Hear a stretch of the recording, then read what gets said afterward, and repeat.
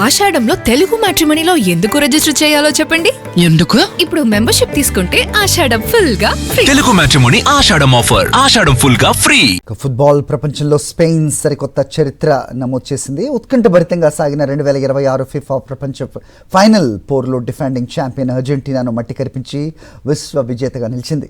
ఈ high voltage మ్యాచ్లో extra టైంలో స్పానిష్ సబ్స్టిట్యూట్ ప్లేయర్ ఫెరాన్ టోరెస్ కొట్టిన గోల్ మ్యాచ్ స్వరూపాన్ని మార్చేసింది. మెస్సీ సారథ్యంలోని అర్జెంటీనాను 1-0 తేడాతో ఓడించి స్పెయిన్ తన చరిత్రలో సెకండ్ టైం ఫిఫా ప్రపంచ కప్ ట్రోఫీని ముద్దాడింది. యూరో కప్ ఛాంపియన్స్గా ఉన్న స్పెయిన్ ఇప్పుడు వరల్డ్ కప్ కూడా గెలిచి ఫుట్బాల్ ప్రపంచాన్ని శాసిస్తోంది. అమెరికా వేదికగా జరిగిన 2026 ఫిఫా ప్రపంచ కప్ సమరం క్లైమాక్స్ అంచనాలను మించి సాగింది. Europe number 1 Spain, south America దిగ్గజం అర్జెంటీనా జట్లు ప్రపంచ కప్ ఫైనల్లో తలపడ్డాయి. మ్యాచ్ ప్రారంభం నుండి స్పెయిన్ జట్టు మైదానంలో పూర్తి ఆధిపత్యం ప్రదర్శించింది. స్పానిష్ యువ సంచలనం లామిన్ యమల్, డానీ ఓల్మో వరుస దాడులతో అర్జెంటీనా డిఫెన్స్ ను వణికించారు.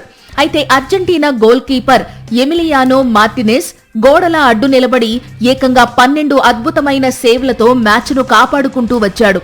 నిర్ణీత 90 నిమిషాల సమయం ముగిసేసరికి ఇరు జట్లు ఎలాంటి గోల్ చేయకపోవడంతో మ్యాచ్ 0-0తో డ్రాగా ముగిసింది. ఇక మ్యాచ్ సెకండ్ హాఫ్ ఇంజ్యూరీ టైంలో అర్జెంటీనా మిడ్ఫీల్డర్ ఎంజో ఫెర్నాండెజ్ రెండవ ఎల్లో కార్డు పొంది రెడ్ కార్డుతో మైదానాన్ని వీడడంతో అర్జెంటీనా 10 మంది ఆటగాళ్లతోనే ఆడాల్సి వచ్చింది.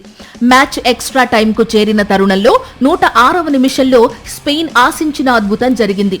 పెడ్రో పోర్రో అందించిన క్రాస్ ను నికో విలియమ్స్ హెడర్ ద్వారా పాస్ చేయగా సబ్స్టిట్యూట్ గా వచ్చిన బార్సిలోనా వింగర్ ఫెర్రాన్ టోరెస్ బంతిని అత్యంత వేగంగా గోల్ పోస్ట్ లోకి పంపి స్పెయిన్ కు 1-0 ఆధిక్యాన్ని అందించాడు. ఈ గోల్ తో స్టేడియంలోని స్పానిష్ అభిమానుల ఆనందానికి అవధులు లేకుండా పోయాయి. చివరి నిమిషాల్లో అర్జెంటీనా గోల్ కోసం తీవ్రంగా శ్రమించిన స్పెయిన్ రక్షణ శ్రేణిని ఛేదించలేకపోయింది.